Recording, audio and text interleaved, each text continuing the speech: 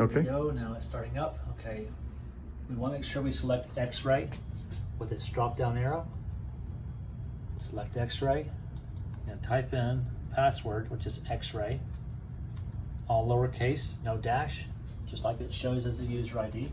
Then you click log in rather, and you are ready to start taking your X-rays. You have to enter patient ID, which has to be something specifically for each individual patient. A unique identifier. Unique identifier. It cannot So be this the should be same. the client, the patient ID number or something along those lines. Yeah, something Not that- the patient's name. Correct. You can enter the patient's name underneath there, but the ID number has to be different for every single animal. Right. So typically what I say is the patient ID number from Avamark, the last name of the client, the first name is what I usually use as the patient name. Yes. So anyway, if you were to enter something in there, say I'm going to call everything test for my purposes now, so not to get entered in as one of your patients or mistaken. Okay, now when it comes here to birth date, if we enter the patient's birth date, it will age the animal whenever it comes back for more X-rays, so you don't have to enter it in again. So you can enter in a birth date. I'm going to use today because that's when this system was started. And it says It's one, your birthday. and it's got D for day. If it was years, it would have years or months. Okay. It would have months if it was months. Okay, so sex, you select whatever, male, female, or other. I'm just going to use other for now. Sex, neuter, do you have altered or unaltered? Mm-hmm. Okay. Referring physician. Would be the doctor's name that has Doc- ordered the radiographs. Correct. And if it's not there, you type it in by clicking here and typing the name in. Okay. Okay, once it's already in, you can use the drop-down arrow over here on the side, click on that, and select from the drop-down list. But Okay. if they've never been entered in, they're not going to be there until you type it in. Got it. Okay. And comments, if you want any comments or say description, you can add that here too. Most people don't. Okay, so I can, for this point, I've got everything I'm required to have. I can And click start study.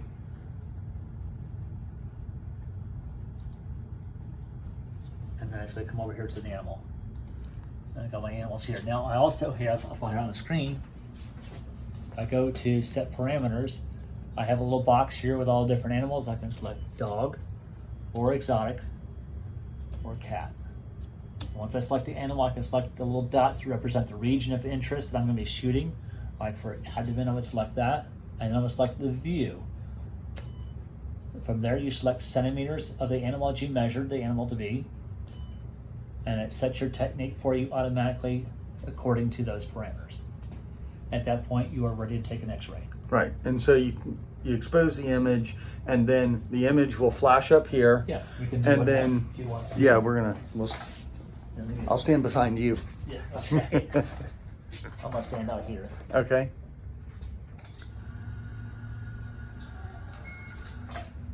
Okay, I should get an image here in just a second. So the image will come up here on this monitor And over here. and over here. And then You have control over the image. Let me take this that off. Go back to the Previewer. previewer. Okay, I have control over the image with brightness and darkness as well as contrast. I didn't know that you had that on the screen, but okay. Yeah, it's automatically. Yeah. Automatic on there. And then when you're ready to take another view, hit new exposure, you change your view, change your Centimeters. centimeters, and expose the film. Right. And you're good to go. Now, if we are Between done, exposures, if you've taken exposure and you retake, you have to touch it again or it will not let you take another exposure. right, Okay, even though it's lit green, Right. you have to hit it again or you can switch it over and switch it back. okay, Okay? Because sometimes it will stop you from taking an X-ray if you won't take it. If it won't take it for some reason, make sure you reselect it or select something else and go back to it so that it will allow you to take an exposure. okay, And you keep your foot on the pedal until it's done. If you get an error 50, means you let your foot off the pedal too soon. okay. Okay? And now if we're done, let's say we're done here, Uh-huh. we're not taking another X-ray. Correct. Um, At that point, you come over here and you are going to close out this study with this little X up here. okay, So you close that out And there's many other steps because I clicked the buttons over there and Right. add them to the queue. So I am going to close it. You know what? Let me get rid of those first. Hold on. Let me get rid of those with the trash can here. And I got the yellow box around it, means they're selected, so I can get rid of those. Okay, now I'm going to close out the study. And so I close out the study. That way those aren't sitting there Right. hold the queue up. And that will automatically Put transfer them to the PAC server. Yes, because we entered the Patient information. If we had done it as an emergency patient, it would not automatically Until you send them. enter, We right. would have to go in and change the step or alter, change the ID, and you can do that you can do it from the exposure mode too. If I give you the icons up here to click on, there will be one to change. This one here says change step or whatever. Edit. Okay, I'll patient. make that active and edit Okay. patient. Then you go in and you edit the patient's information before you close it out of exposure mode, and it will send then.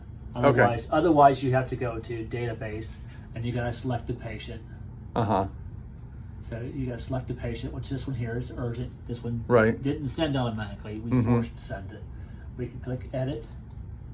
And now you can enter the And now I patient. can enter all the patient information. Will this also put the information on the image like it does? Yeah. Perfect. Yeah, Okay. it's all in image. You get the KV, all that stuff on Yeah. it because it's integrated now. Yeah. Perfect. Okay. So I can change all this stuff here, and after I change it, then I can, basically click edit, and it will change it there. Okay. Okay. And then once it's changed, then you go over here and you do send, which sends it to the PAC server, or Right. you can do a send Multi-send if you're sending it to more than one place. Right. Or if you have something that isn't set up as an auto send to target. Okay. It's like you have a cloud base or somebody Right. that does overview. Reliefs or reviews, stuff like that. Yep. Got it. Somebody else outreads or whatever. If their information's in there, the multi-send will give you the option to send to whichever one you want. Okay. Perfect. Whereas the send will only do the automatics. Okay. Okay. And also the blue arrow right here. The little blue Means arrows that it's been sent. means that it's been sent to the PACs. Right. Whoops. There. Yep. Perfect. Okay. Okay. So also on the images over here, the individual images will show the same thing. Perfect. Okay, so because you can have a series where they're not all sent. And you can only send one or two or send the whole study. Yeah. So Perfect. if there's no blue arrow, it means that image was not sent. Right. So, guys, just so you remember, don't ever send images to a radiologist with your hands in the picture. Just saying. Correct.